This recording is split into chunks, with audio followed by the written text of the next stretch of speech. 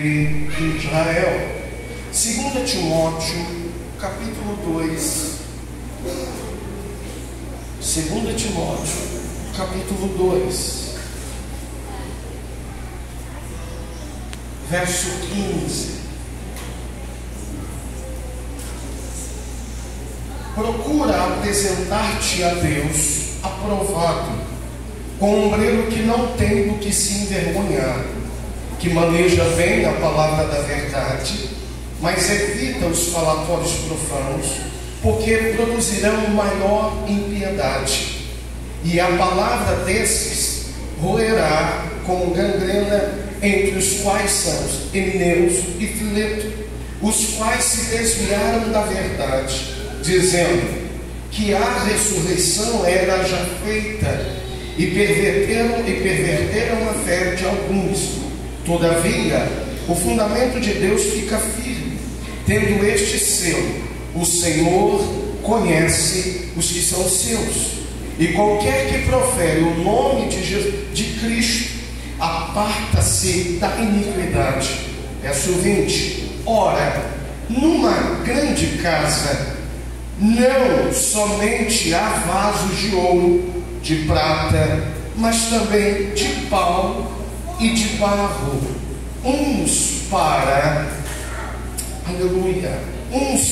honra, outros porém para desonra, de sorte que, se alguém se purificar destas coisas, será vaso para honra, santificado e idôneo para o uso do Senhor, e preparado para toda a boa obra. Amém? Amém. Antes de você se assentar, pergunte para o seu irmão ou irmã que está ao seu lado, diga: quer ser vaso? O que ele disse? Sim ou não? Então diga para ele: prepare-se para ser moldado pelo Amigo. Acesse, queridos, eu tenho uma palavra de Deus ao teu coração. Eu peço sua paciência, peço o silêncio e a compreensão e a atenção, que eu tenho algo de Deus a falar aos nossos corações. Acredito que Deus está aqui, está falando e vai continuar a agir no nosso meio.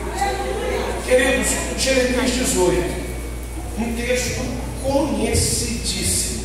Vocês conhecem de cor e salteado. Você já ouviu N mensagens, pregações nesse texto. Mas eu quero falar algo de uma ótica um pouco diferente.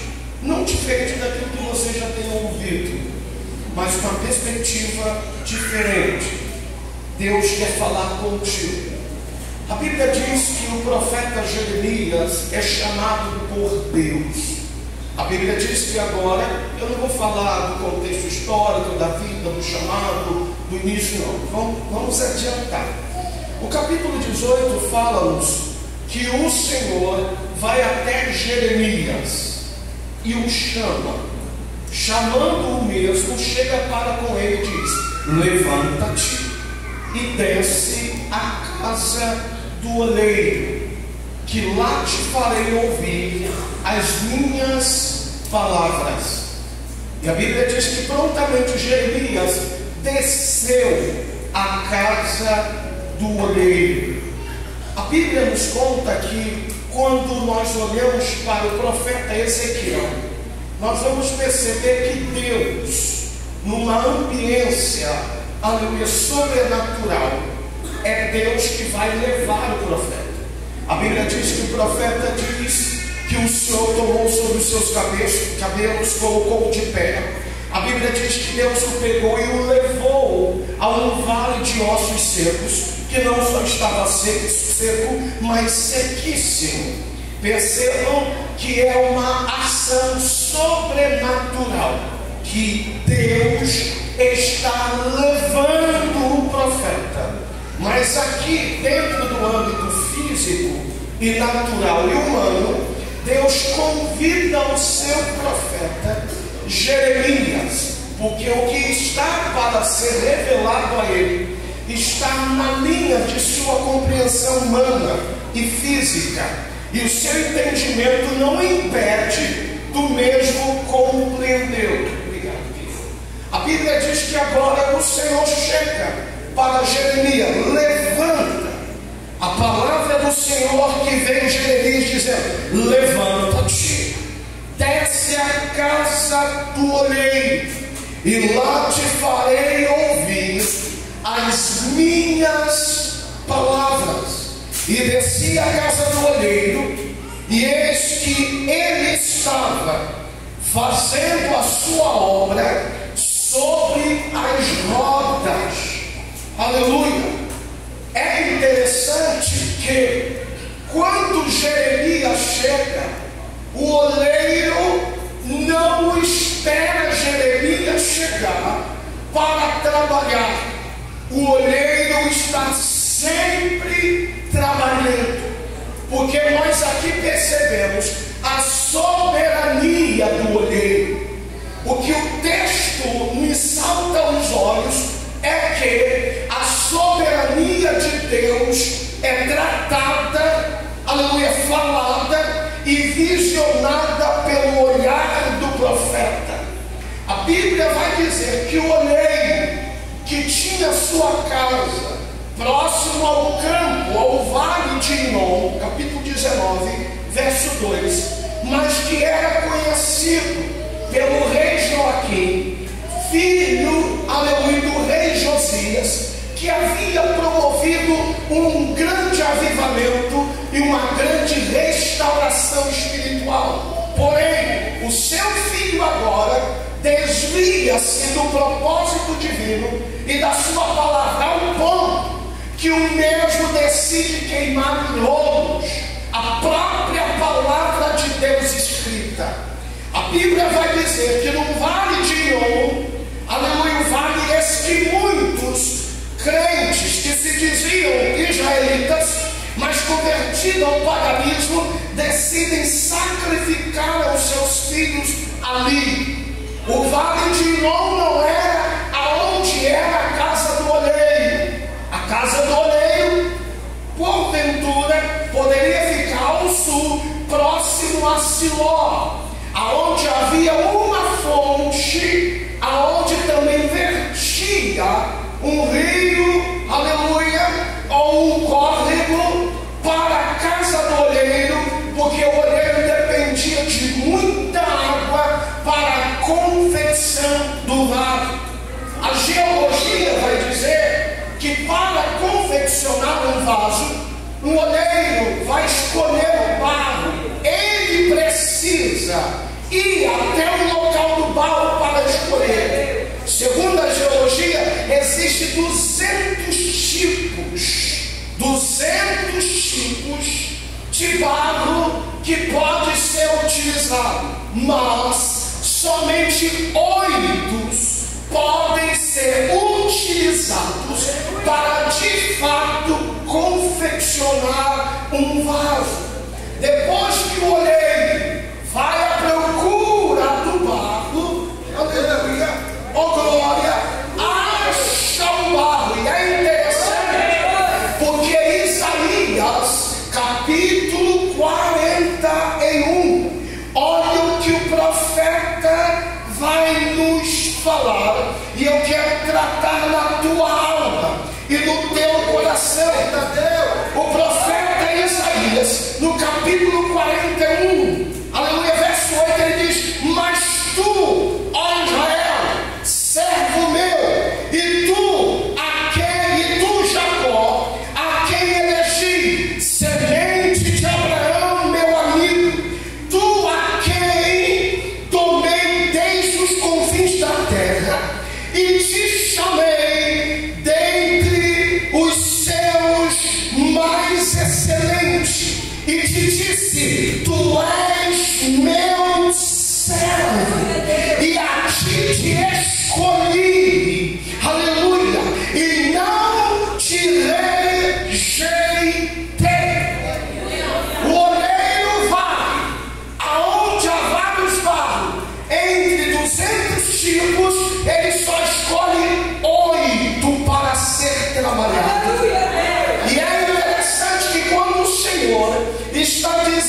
Isaías capítulo 41, semente de Abraão, meu amigo, eu te escolhi dentre os teus mais excelentes.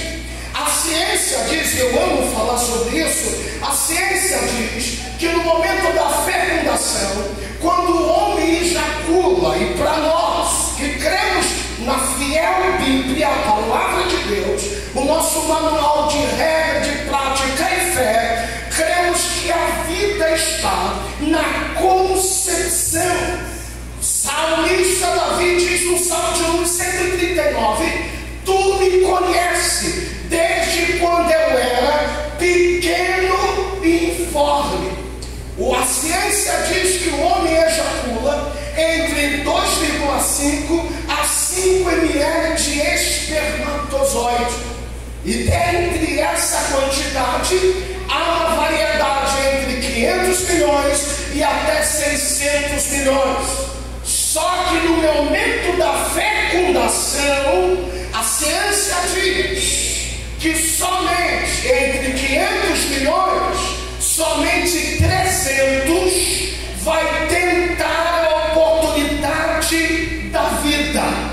O sêmen precisa sair da genitália masculina, percorrer 10 centímetros dentro da uretra da genitália masculina, passar pela via uterina, chegar na trompa de Falópios e atingir o óvulo e fecundar. De vez em quando acontecem alguns milagres. Nasce gêmeos, trigêmeos, quádruplos, quíntuplos, sextuplos, até sétuplos. Como uma mulher, há pouco tempo, ano passado, foi dado à luz a 9 bebês de uma só vez. Isso não é fake, é verdade. 9 bebês. Imagine 9 fraldas, 9 mamadeiras e 9 bocas berrando, gritando desesperadamente por leite e por cuidado. Mas a ciência diz que ainda que nasça e seja gêmeo, cada indivíduo tem o seu DNA, aleluia, oh glória, e a sua impressão digital, dando ele singularidade e particularidade, dizendo que cada indivíduo é um. Espírito Santo. Aí quando eu olho para a ciência, tem algum gêmeo aqui? Tem algum? Ser gêmeos, né? Trigêmeo, olha que maravilha. Trigêmeo, mas mesmo assim, personalidade própria, identidade própria e DNA próprio. Oh, aleluia. Mas a maioria aqui não é. Mas pense, de 500 milhões, só 300.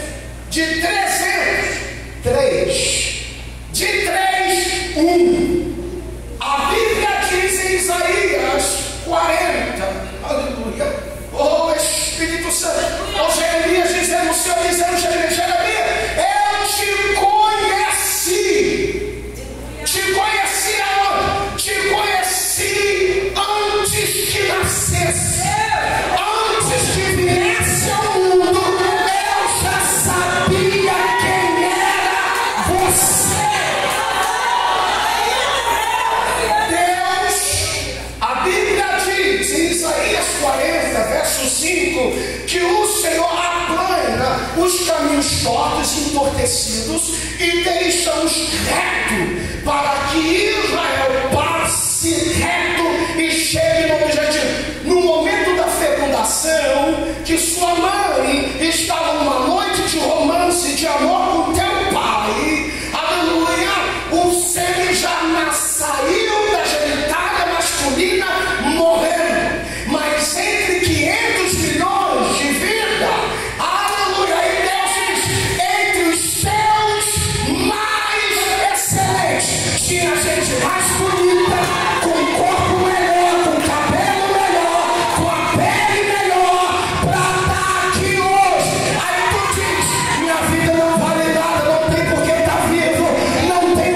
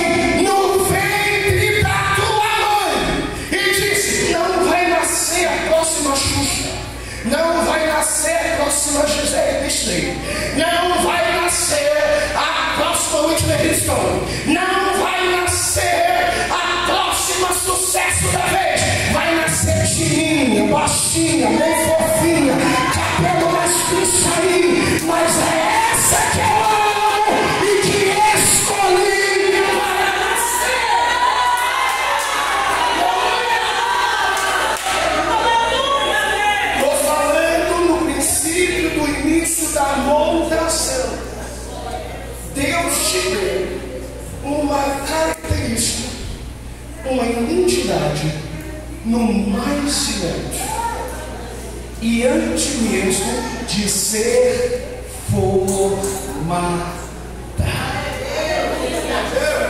Aí talvez você olhe, eu não gosto de mim, não gosto do meu corpo, não gosto do meu cabelo, não gosto do jeito que eu falo, não gosto da família que sou.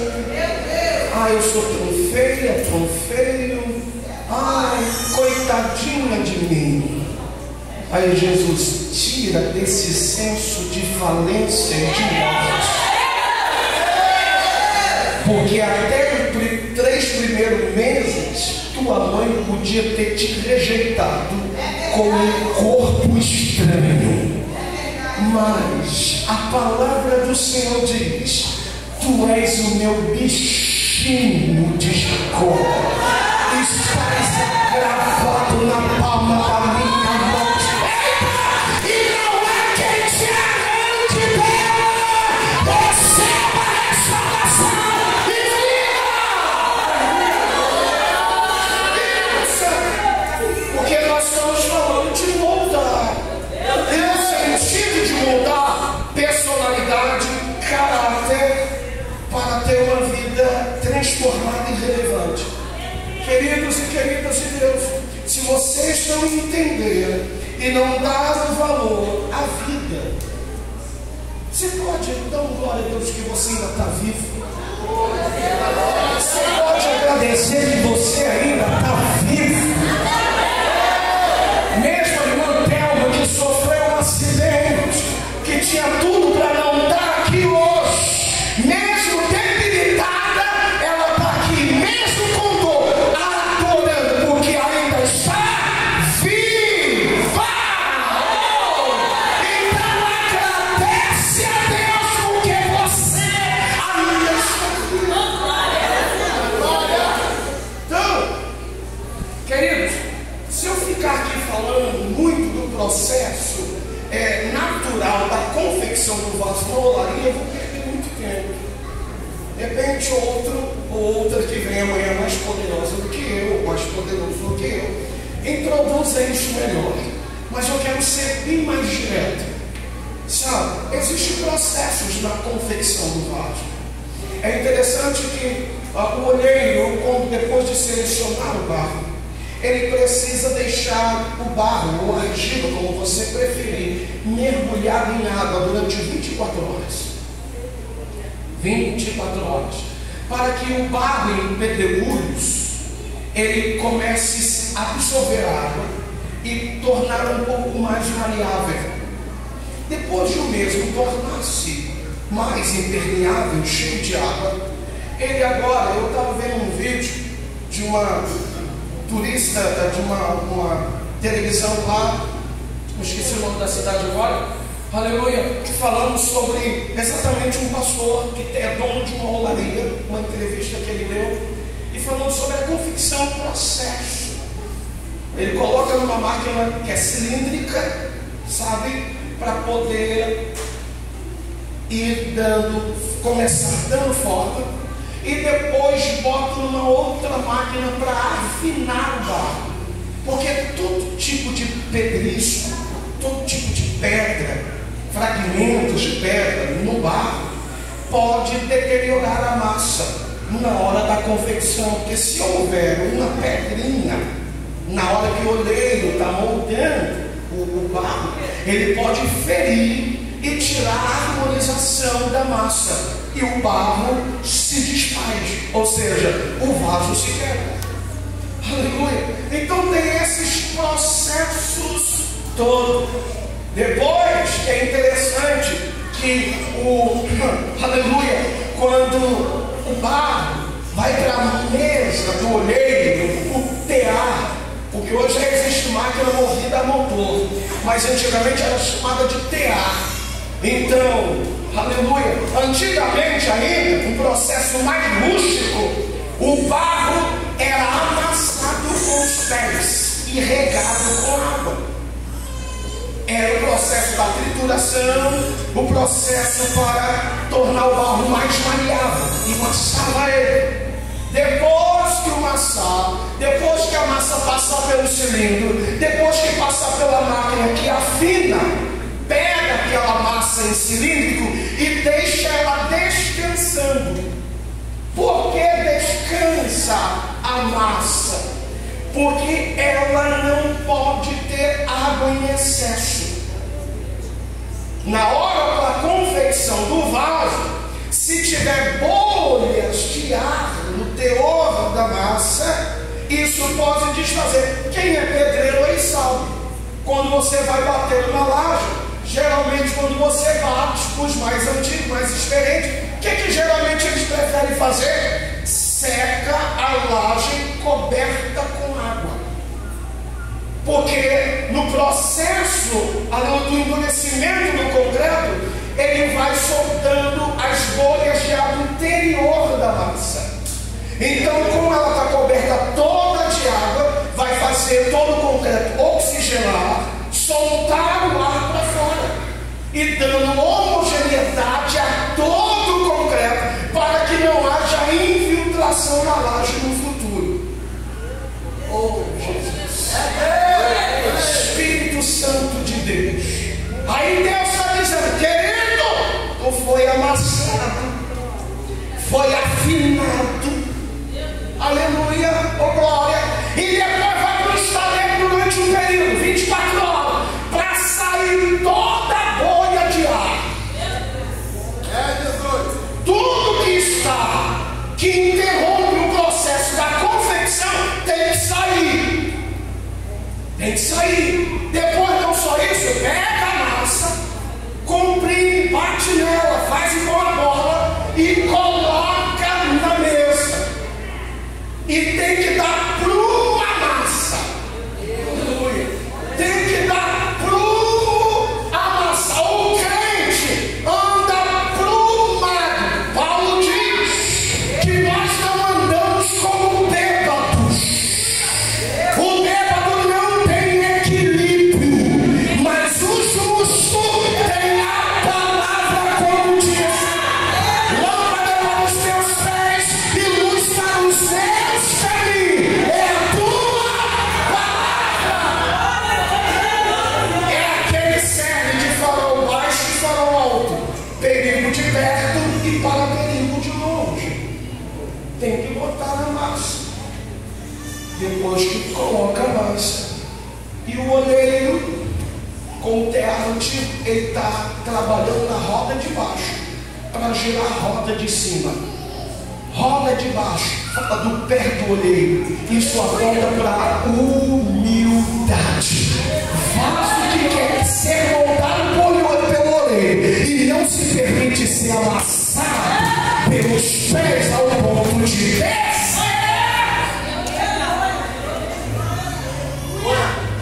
Digo que irmão, quer ser vaso?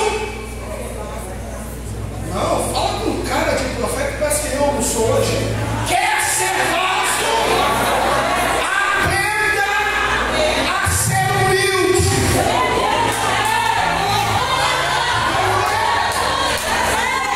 Aprenda a ser humilde. Lembra? Aleluia, oh glória. Eu acho maravilhoso.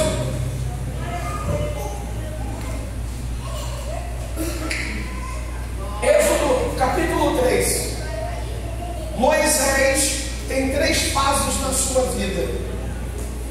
Sandrine, bom te ver e conhecer seu amado esposo. Fala muito bem de ti, viu?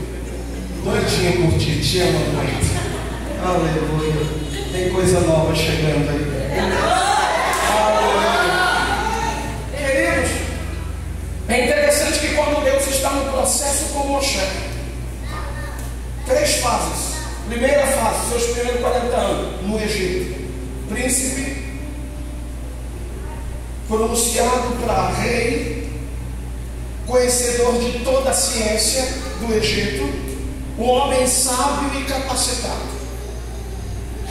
Depois descobre de quem ele pertencia, comete um homicídio e por causa disso foge.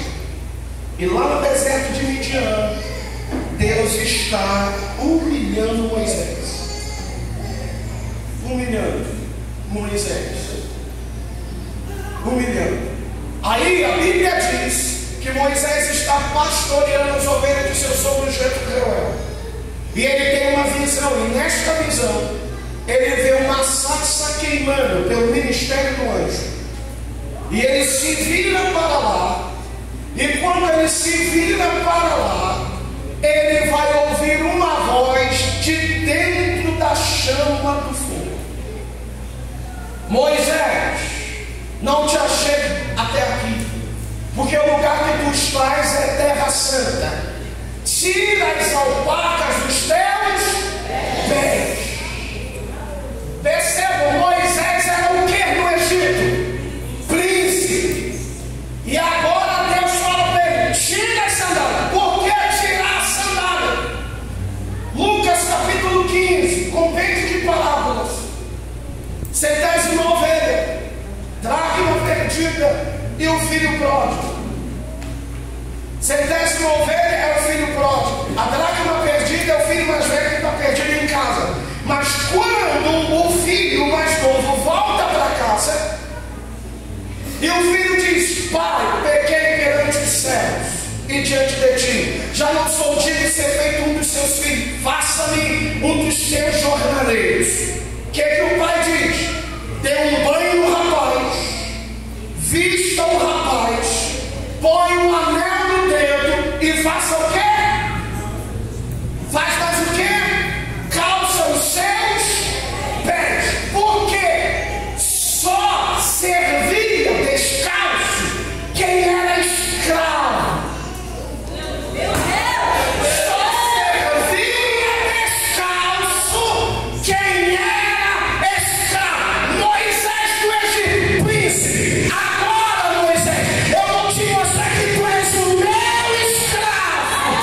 Tu és o meu servo. Aí Moisés entende que Deus está humilhando, porque alguém diz assim: aleluia, Deus exalta quem alguém humilha. Não, a Bíblia diz: humilhai-vos, pois, debaixo da mão potente de Deus, e ao vosso tempo Ele vos exaltará. Moisés entende, aleluia, não é ser humilhado, é se humilhar. Lembra, aleluia, de Agar, quando foge da casa de sua senhora, depois de receber uma surra numa coça. O anjo aparece para ela no meio do caminho e diz: Agar, de onde é que tu vens? Vem da casa de minha senhora, fui açoitada por ela e não volto para lá mais. O que o anjo diz? Retorna para a casa de sua senhora e faz o quê? Humilha-te. Tu quer ser vaso? Aprenda a descer.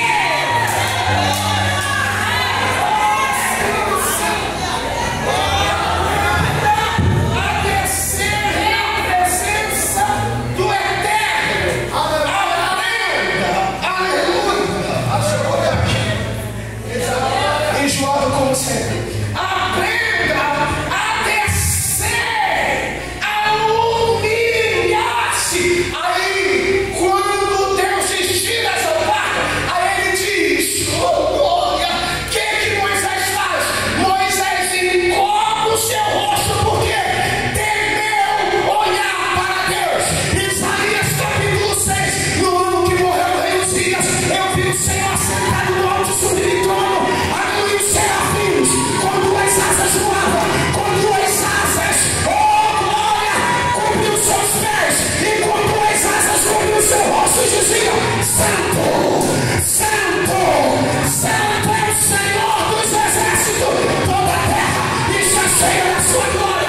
Receba a glória, receba a glória.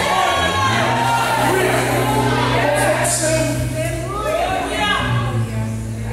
Depois do vaso, queridos, Isaías, ou melhor, Jeremias 18: e o oleiro fazia suas obras na roda, e quebrar o vaso, sim ou não? E quebrar o vaso, sim ou não? Sim. Quebrar o vaso? Pensa no texto, filho.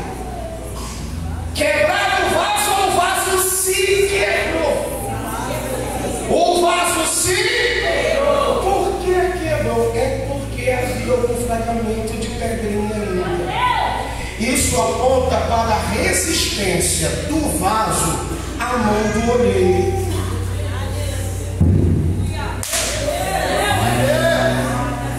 Isso fala da resistência do olheiro. Quer trabalhar, sabe? Mas o vaso fica resistindo ao querer do olheiro. Como o vaso não subsiste à força do olheiro, ele se quebra. E quebra por ele mesmo. Digo o termo aí, meu querido ou querida, o vaso só pode se quebrar no processo da confecção do vaso. Sabe por quê? Sabe por quê? Depois de pronto, não pode ser quebrado.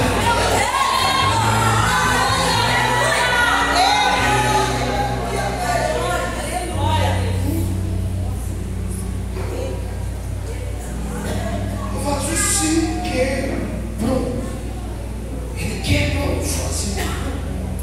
Isaías 45 vai dizer, verso 9: ai daquele que contende com o seu Criador o caco entre outros cacos de barro.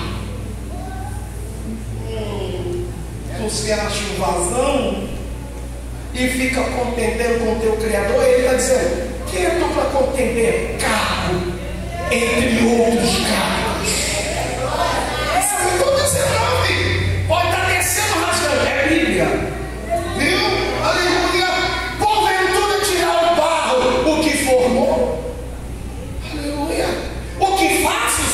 Ou a tua obra não tem mãos?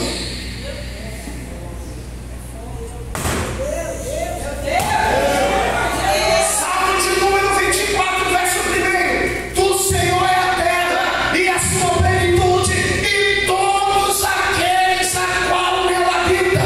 Isaías 40, verso 22: e o Senhor pesou toda a nação como o pó miúdo de uma balança, e todos os povos como a gota d'água dentro de um balde. Quem é você, Caco? Quem é você para dizer quando foi o dia que Deus te pediu conselho, meu irmão? Ele é soberano. Ele faz como quer, fala como quer e age como quer.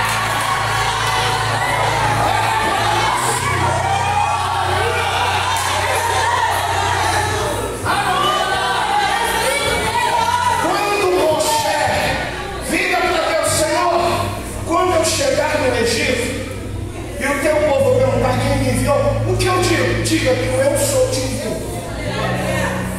A expressão eu sou é o pentagrama do nome de Deus. A expressão eu sou significa que ele faz o que faz por ele mesmo, não precisa de ninguém para fazer, e ele tem todo o poder para fazer o que deseja fazer. Aí o carro chega: é do meu jeito. Se eu não tiver, não canta. Se eu não tiver, o culto não vai. Se eu não dirigir, o povo não recebe.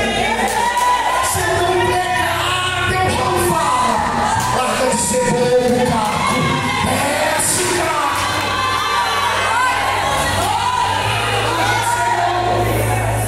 Desce. Desce.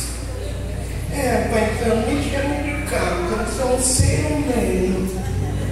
Ô filho, a Bíblia está dizendo, amado, está cheio de complexos, está cheio de dozinho. Ô filho, tu está se sentindo menosprezado porque a Bíblia te chama de Caco? Eu já fui ajudante de pedreiro no levantamento de uma parede, de obra, né, Jesus? Que sofrimento. Ai, papai. Ai, ai. acabamento de uma parede, geralmente se usa tijolo 20 por 30 ou 20 por 20. Geralmente quando há um pedaço pequeno, você quebra o tijolo 20 por 20 ao meio. Mas numa esquina, ou numa quina, ou ao próximo a um pilar, geralmente quando a massa está mole demais, o tijolo não se firma sobre ela. Então não dá alinhamento e nem prumo e nem mesmo nível. E o que precisa de vez em quando para turma?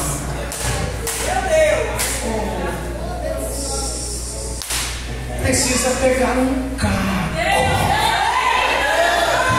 Eu acho lindo porque aqui no processo, ainda que o vaso se quebrou, porque está no processo, é maleável, é contornável ainda. O oleiro não te desprezou, não jogou fora, ainda é utilizável.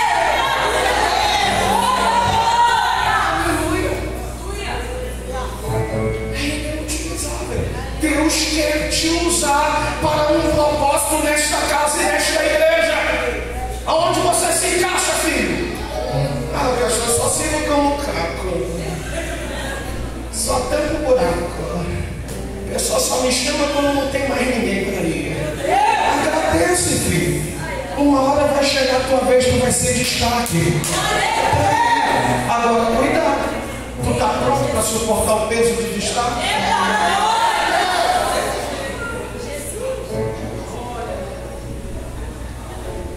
Que o vaso, depois de feito na mão do oleiro, ele não vai logo para a fornalha. Fica reservado para agora o mesmo secar. Porque se ele for para a fornalha, aproximadamente a 800 graus, a 1000 graus Celsius, ele pode trincar. Ele tem que estar seco. Seco. Leva-se para a fornalha e fica 24 horas no cozimento. 24 horas. A uma temperatura de 800 a 1000 graus. Aleluia. E o fogo para nós na Bíblia fala de purificação. Aleluia. Como que o ourives descobre que a prata na Bíblia aponta para a redenção e o ouro, glorificação? Como que o ourives descobre que o ouro ou a prata está pronto para a confecção de uma joia? Aquece a fornalha, o fogo a 1000 graus e deixa o ouro e a prata derreter. Quando que ele descobre que ela está plenamente limpa para ser utilizada e ser feita uma joia? Ele fica fixado olhando para a mesma. Sabe quando? Quando a mesma reflete a sua imagem.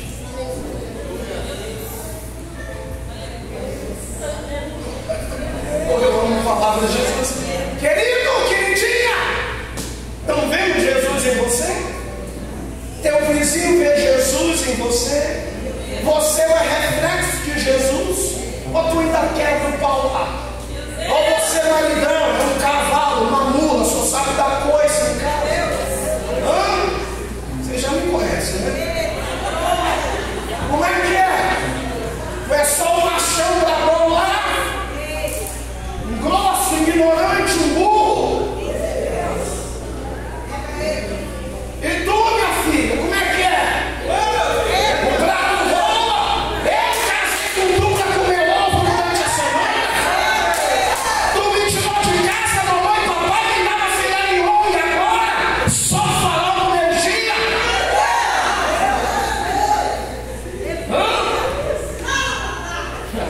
Fala, né? Deus está te pegando aí, tu não sabe. Ainda bem que ela é esperta, né? Dá um sorriso e engole, pelo menos não parecer que é com ela.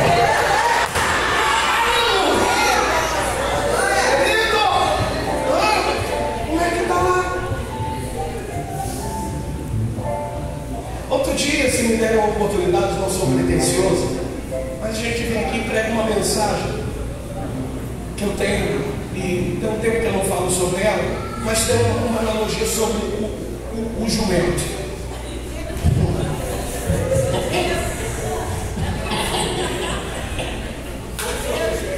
Irmão, a Bíblia é fascinante, eu amo a palavra. Êxodo capítulo 13, você pode ver, eu vou te dizer o verso. Êxodo capítulo 13, depois você lê o capítulo com calma, você vai ver. A Bíblia diz que tudo que nascer da madre do animal, sendo macho, pertencia ao Senhor. Mas o que nascesse da jumenta deveria ser resgatado à tarde por um cordeiro. Se não fosse resgatado à tarde, o mesmo seria decapitado e aberto a barriga e mostrado as suas vísceras.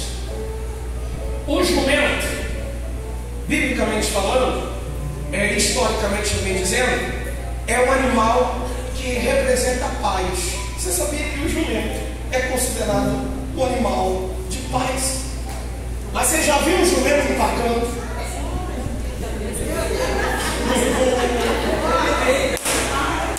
Ah, meu irmão, eu já peguei muita areia no rio quando era criança. Tinha que botar areia na parte de óleo e o jumento carregando a parte de óleo. E pensa, subiu o morrinho e o jumento empacava. E o jumento... Não, esse é o cavalo, né? E o jumento...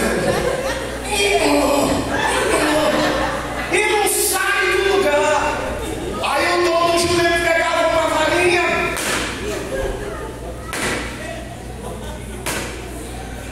O jumento não servia para o sacrifício pascual. Porque o jumento era um animal de carga, escravo, sério. Só servia para carregar peso. Mas a Bíblia diz que na última semana de Jesus, Lucas, capítulo 22, Jesus manda os seus discípulos: vai numa aldeia, tem uma aldeia à frente, uma jumenta e um jumentinho amarrado, traga-os para mim. Se alguém perguntar, diga que é mistério, que eu preciso dele. O jumento, para ser resgatado, era pela morte de um cordeiro à tarde. Quem era o cordeiro? Cristo. Isaías 10:27 diz: e acontecerá que naquele dia será tirado dos teus ombros toda a carga, e o teu jugo será despedaçado por causa da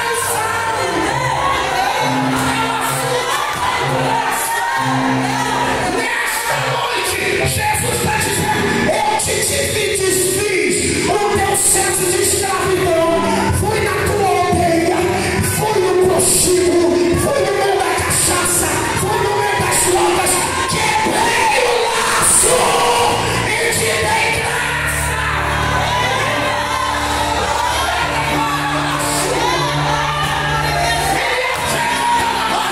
Quem está sentindo, levanta a mão.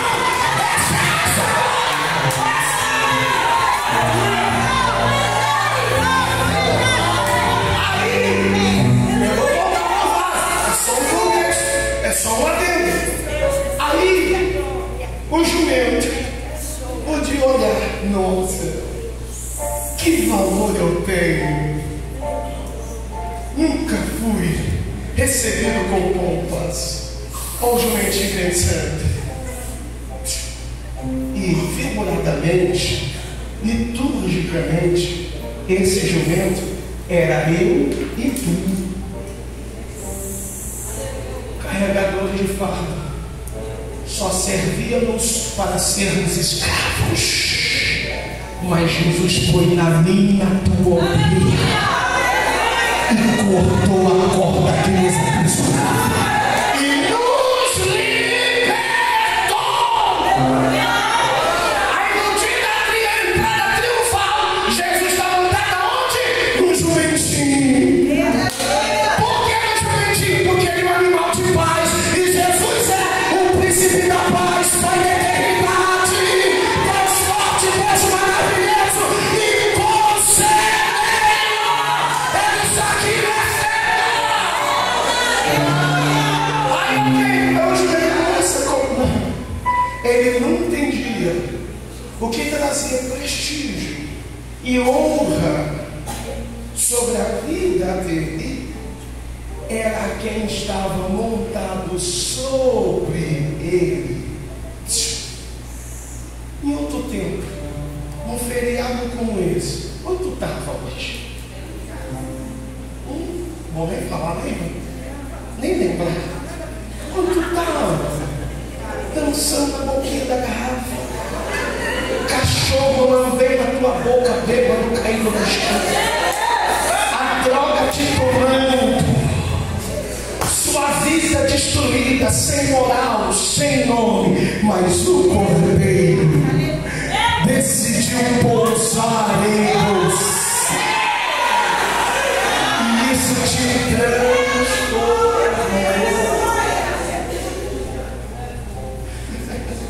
Quem está recebendo não, glória a Deus. Eu estou até esquecendo os bolsos aqui. Estou indo. Queridos, amados e amadas, entenda a minha pregação, tá? Pelo amor de Deus, não estou dizendo que você é jumento literalmente. Diga de passagem que alguns são. Mas estou dizendo simbolicamente. Minha esposa já está perdendo. Vocês já conhecem, né? Aleluia. Mas Jesus nos libertou.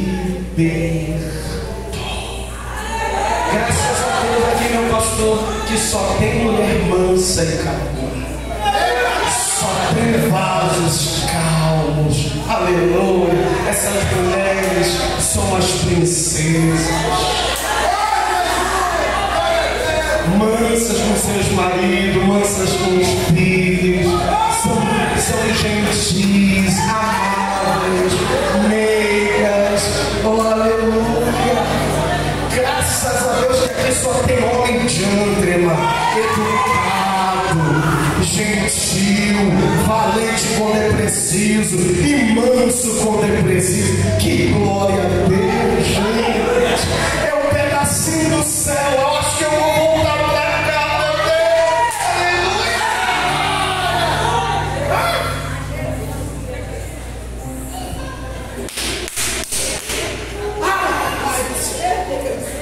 Vou receber hoje. Queridos, queridas do Eterno, o vaso vai para a fornalha, é queimado durante 24 horas, depois ele toma aquela forma, e depois ele vai para a mão do artesão, para dar um embelezamento, a pintura, para torná-lo mais belo e mais caro. Todo esse processo é para falar da qualidade do vaso, adquirida pela ornamentação, pela mão do oleiro. Deus. Aí nós aqui chegamos no contexto do vaso pronto. O vaso está pronto. E o Senhor está dizendo, o vaso se quebrou e não poderei. Essa é a mensagem central de Jeremias, de Deus para Jeremias. Não poderei eu fazer de vós como fez com o barro oleiro, um vaso que bem o quis fazer. Lembra aquela canção que a gente canta? Pousa que eu quero subir o mais alto que eu puder, só para te ver e olhar para ti e chamar tua atenção para mim. Eu preciso de ti, Senhor. Eu preciso de ti, ó Pai. Sou pequeno demais, me dá tua paz. Faço tudo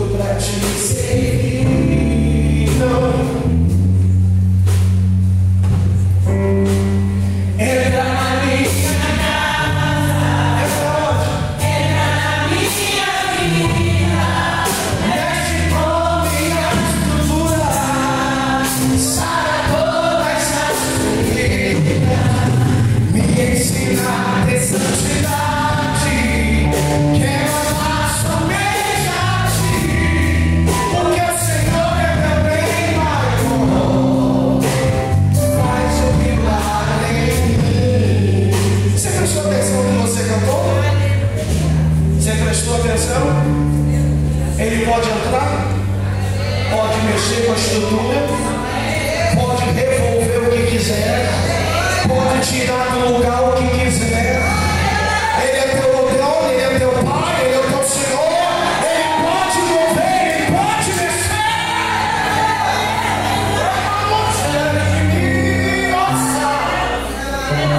Eu vim aqui nesta noite com esta mensagem exclusivamente às mulheres desta casa e aqui que estão. E o Senhor falava ao meu coração em casa nesses dias. Tu vai lá e tu vai dizer para os meus filhos e filhas que eu estou disposto como um pai a tratar as feridas, curar as feridas antigas, remover e sarar de uma só vez, para colocar aquilo que está fora do lugar no lugar, para que voltem a se usar. Aí perceba, o vaso está pronto, sim ou não? O vaso está pronto. Foi formado, queimou, recebeu a pintura, o embelezamento, está pronto. Agora só está à disposição para venda. Aí que eu acho lindo que Paulo está agora na sua segunda prisão em Roma. Aleluia, por glória, por volta do ano 64, 65, por aí, 66, já condenado à morte. Condenado.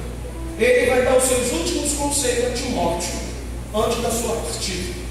Ele dá conselho a Timóteo que ele não deveria ter do que se envergonhar. Por que ele fala de vergonha? Porque a prisão de Paulo ocasionou vergonha para muitos cristãos na época. E Paulo dá uma recomendação a Timóteo que ele não deveria se envergonhar, mas antes deveria manejar bem, apresentar-te a Deus como obreiro aprovado, no que não tens que envergonhar, e maneja bem a palavra da verdade. Aí Paulo vai dizer, mas evita os falatórios profanos que produzirão mais impiedade.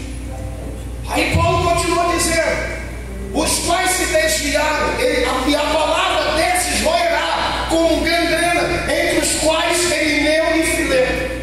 Emineu e Fileto e Alexandre estavam promovendo divisão na igreja, dizendo que a ressurreição já havia acontecido ou não ia acontecer. Então por isso não haveria esperança para aqueles que morreram, ou melhor, para aqueles que perderam o seu ente querido e desejavam reencontrá-lo no dia que Jesus viesse. Eles basicamente estavam dizendo que Jesus não veio e a sua obra não era verdadeira.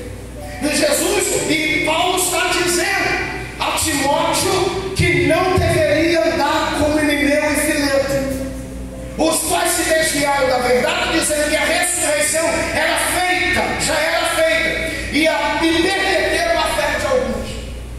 A gente está vendo o que está acontecendo nesses dias, pessoas crendo na Bíblia pela metade, falando a verdade bíblica pela metade, mas eu creio que a Bíblia, de capa a capa, é a boca de Deus falando, até com ela fechada. E ponto. Isso é fé. E crer na Bíblia é uma questão de fé. Aí Paulo vai dizer, todavia, o fundamento de Deus fica firme, tendo este selo, o Senhor conhece os que são seus. Independente da perseguição da igreja, independente de quem se levante para falar da igreja, independente dos escândalos no Brasil e no mundo referente à igreja, Deus conhece os que são seus.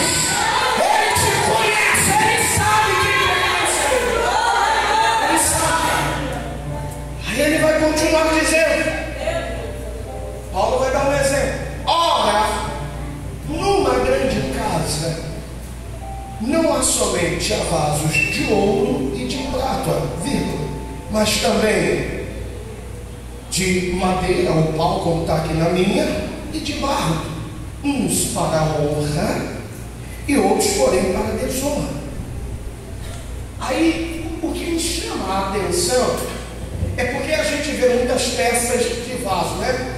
As pessoas falam de vaso, representando vaso de alabastro, falam de vaso de porcelana, vaso de barro, aquela coisa toda. E algumas dessas peças vai distinguir que o melhor vaso que Deus tem é o vaso de barro.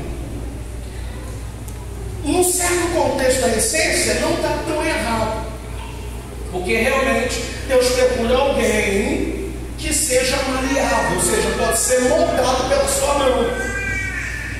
Moldado. Mas isso só no processo de construção do mesmo. Mas depois de pronto, não. Aí, Paulo está dizendo que numa casa não há somente vaso de ouro e de prata, mas de madeira e de barro.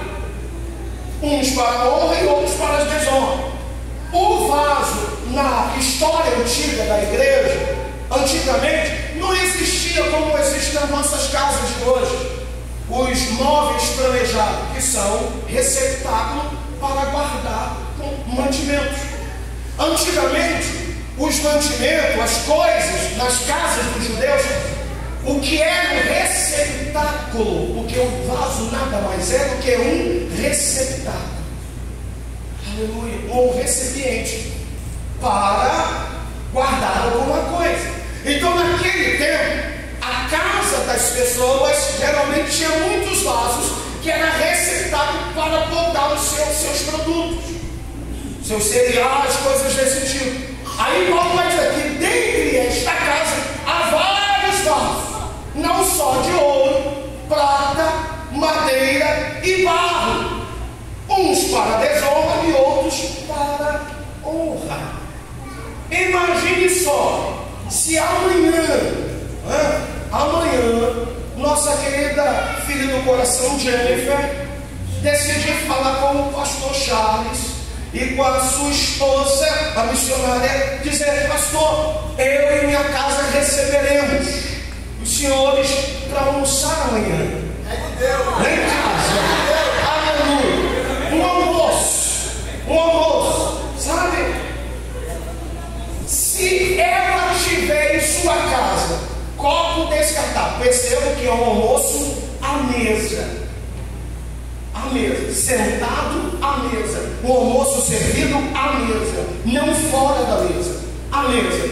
Você acha que ela vai colocar copos descartáveis? Sim ou não? Sim ou não? Você já tomou água?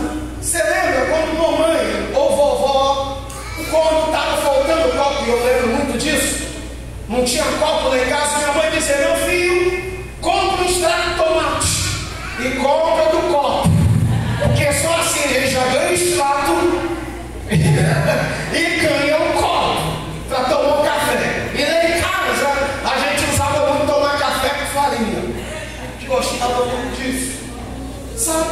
Mas geralmente nós, quando chegava numa visita que nós queríamos agradar com honra, a gente não servia com copo de extrato de tomate e nem mesmo com descartáveis. Por quê? Porque nós queremos honrar quem veio à nossa casa para sentar à mesa. Irmão, isso Deus soltou esses dias na minha cabeça de madrugada. Era 4 e pouca da manhã, eu lendo a palavra. Eu já tinha lido esse texto. Deus me acordou de madrugada e mandou ler de novo. E quando eu fui ler de novo, essa revelação surgiu aos meus olhos.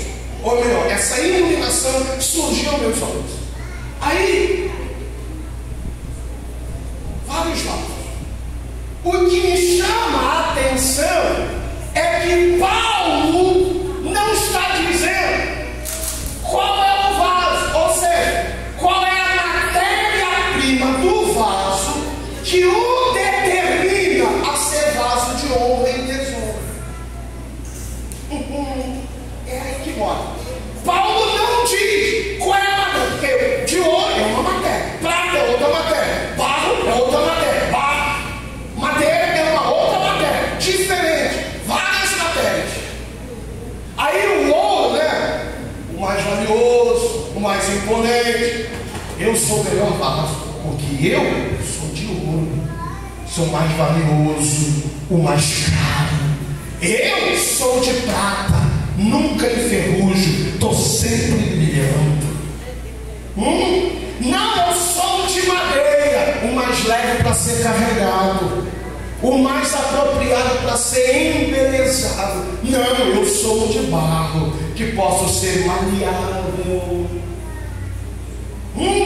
Só que Paulo não diz o que determina o material para ser vaso de honra e desonra. Aí vamos no texto. Aí Paulo vai dizer, aleluia, de sorte que, verso 11, verso 21, de 2 Timóteo 2, de sorte que, se alguém, preste atenção com calma, de sorte que se alguém se purifica dessas coisas, que coisas são essas? É as coisas que Paulo está dizendo que os outros, Emineu, Fileto, estavam produzindo dissensão, divisão e discórdia na igreja. Paulo vai dizer, de sorte que, se alguém se purifica destas coisas, será vaso para honra. Santificado, santificação, aponta para a santidade. Na minha versão está idôneo, ou em outras aí está útil.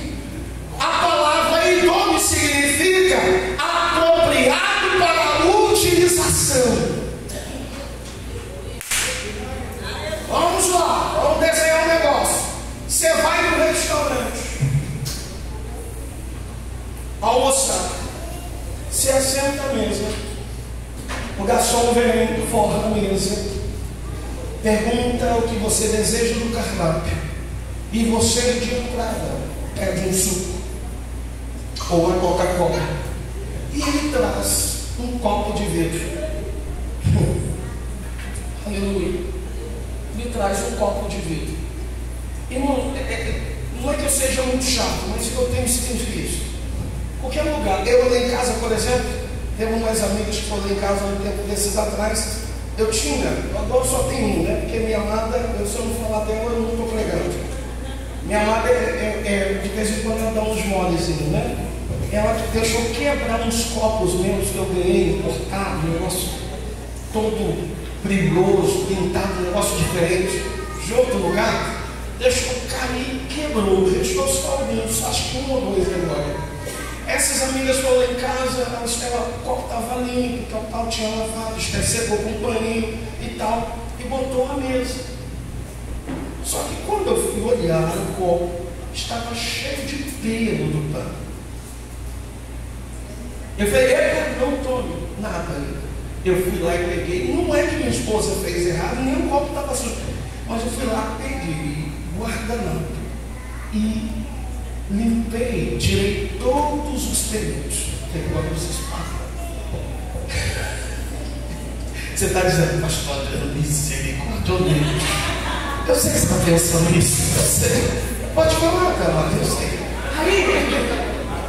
Aí, pensa, você está no restaurante, beber água num copo descartável e de vidro é a mesma coisa, sim ou não? Mas a utilização é sim ou não? Aí, pense bem, copo vazio. Eu tenho essa mania. Quando chego no restaurante e alguém me deu um copo, geralmente quando eu tomo Coca-Cola ou Guaraná Antártica, eu peço sempre limão dentro e eu olho para dentro do copo. O que torna o copo inútil para ser utilizado? Se tiver,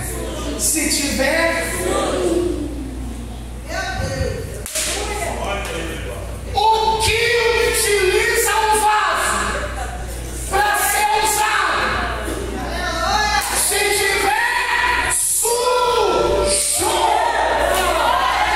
então não importa se for de madeira, de ouro, de prata, o negócio tem que estar limpo.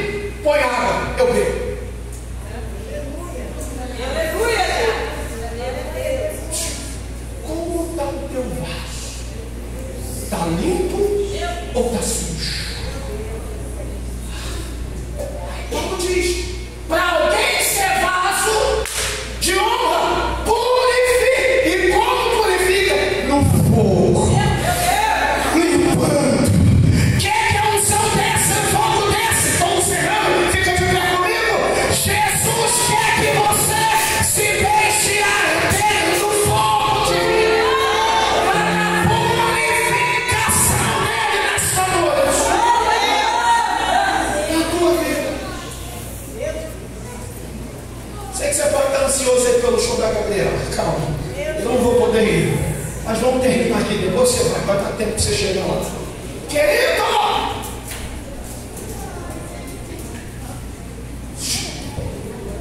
Cadê você, vaso? Onde estão os vasos limpos? Limpo. E detalhe, por dentro. Porque por fora, todo mundo parece. Por fora, aleluia, por fora, parece que está brilhando. Por fora, está limpinho. Mas quando olha por dentro, eu não sei do teu interior, eu não conheço. Só que a Bíblia pode me dar uma indicação. Como conhece a árvore? Pelos seus frutos. Qual é o fruto que você está dando aí no Novo Horizonte, no Campo do Oeste, na cidade de Macaé? Qual é o fruto que você está dando?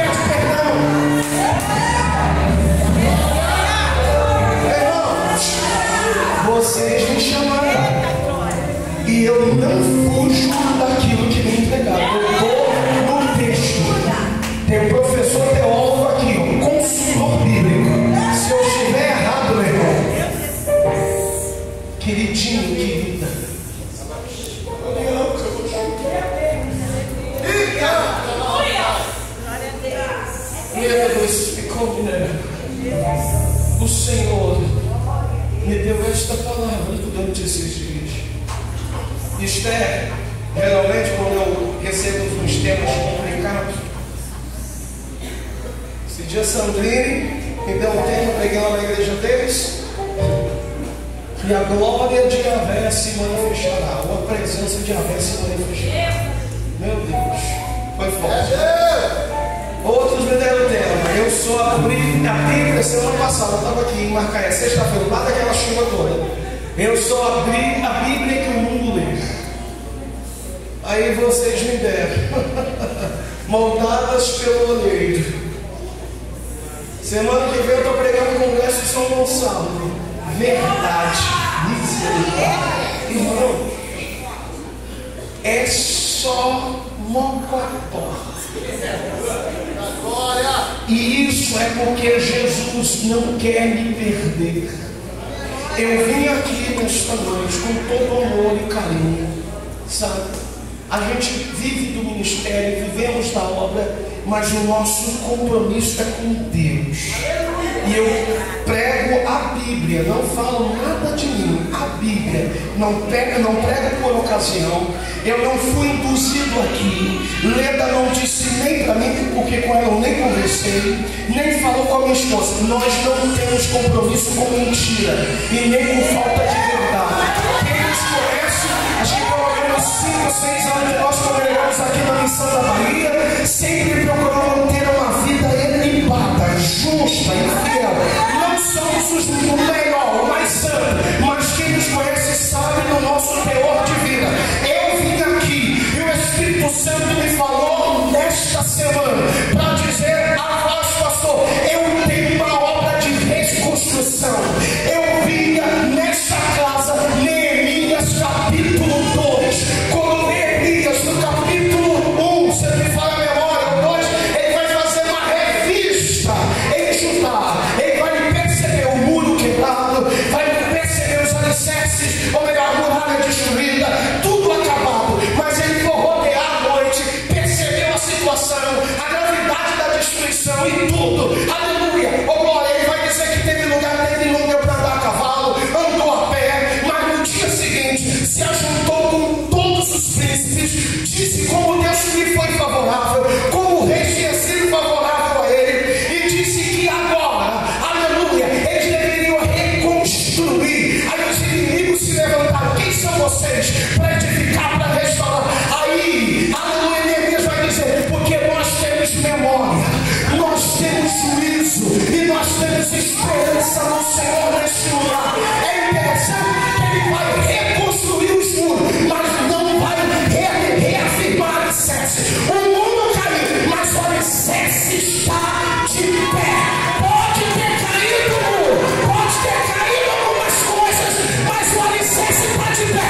Se tem alicerce de pé, tem reconstrução. Eu vou dar, estou dando autoridade nova, vigor novo,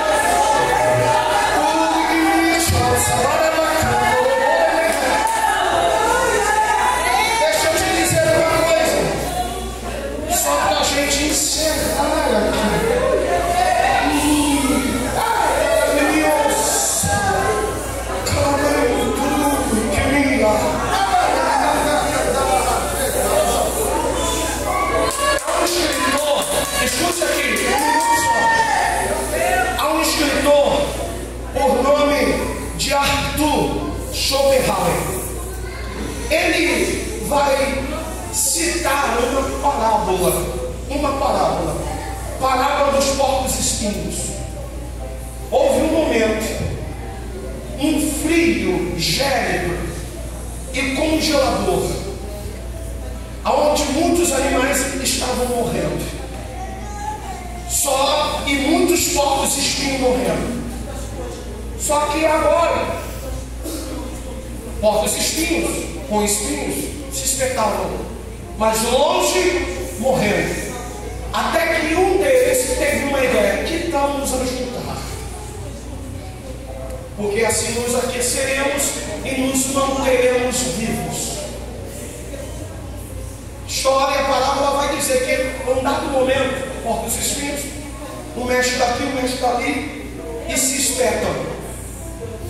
E um decide: que tal nos afastar? Porque pelo menos a gente não se espeta. Mas outro diz: a gente não se espeta, mas longe, morto, e perto, se espetando. Sr. Ralph vai dizer que, na sua parábola, que isso fala de problemas que nos afasta para longe. Aleluia.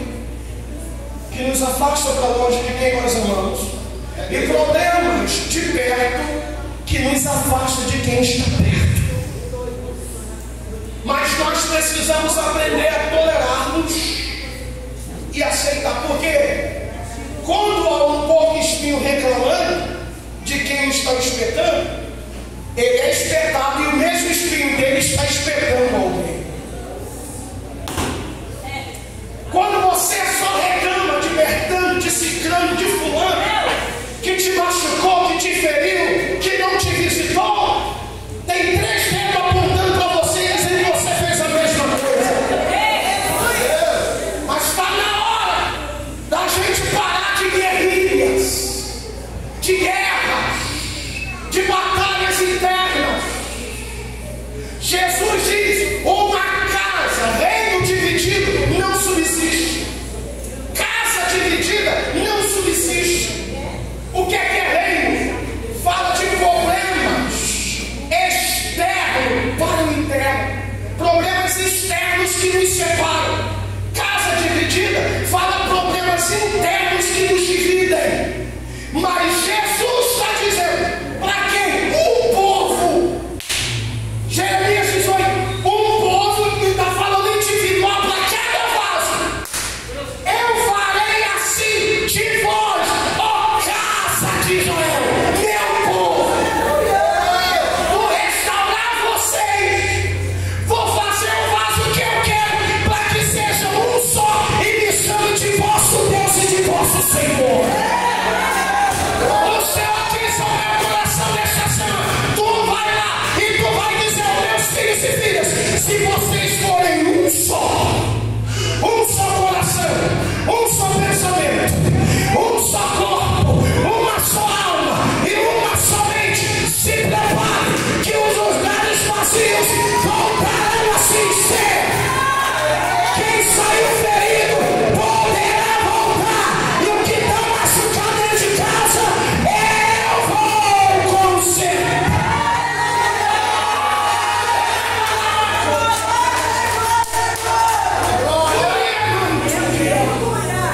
Por isso, o Senhor disse: estenda a tua mão na frente agora.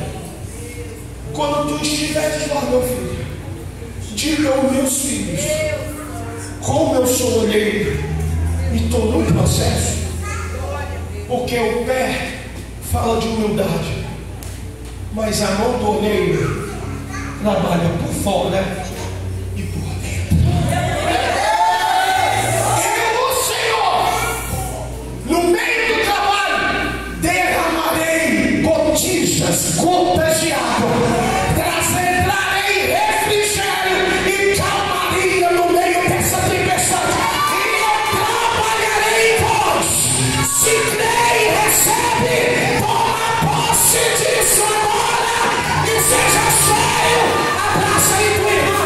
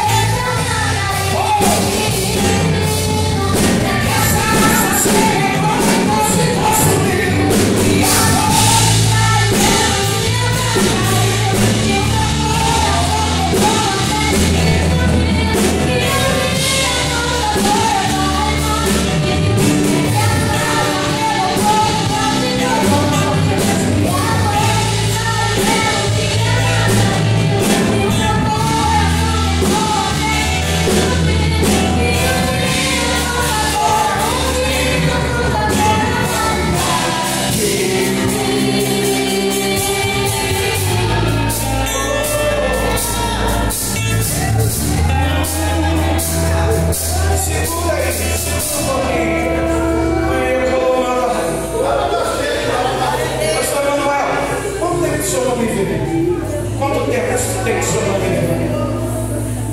É que não me vê. Tem muito tempo que o senhor não me vê?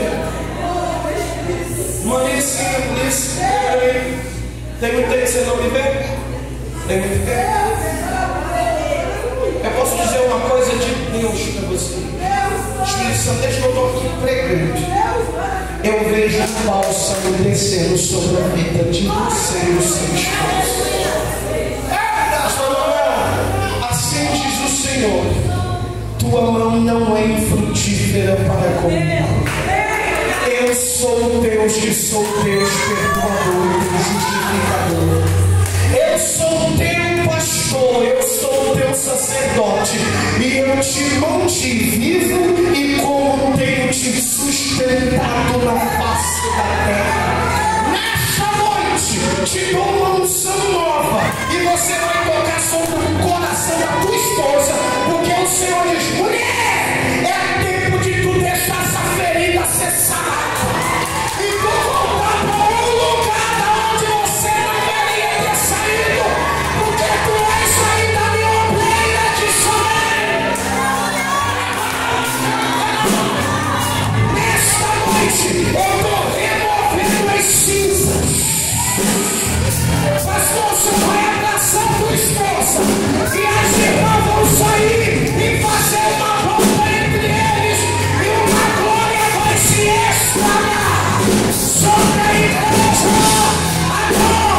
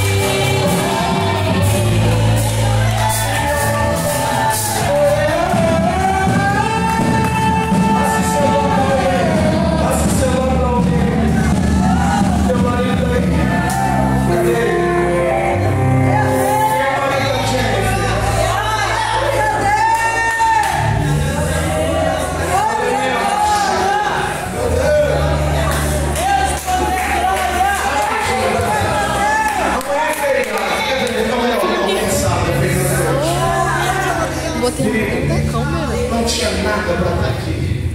Não tinha nada. Mas eu peguei do vale da lama, banhei no sangue, purifiquei.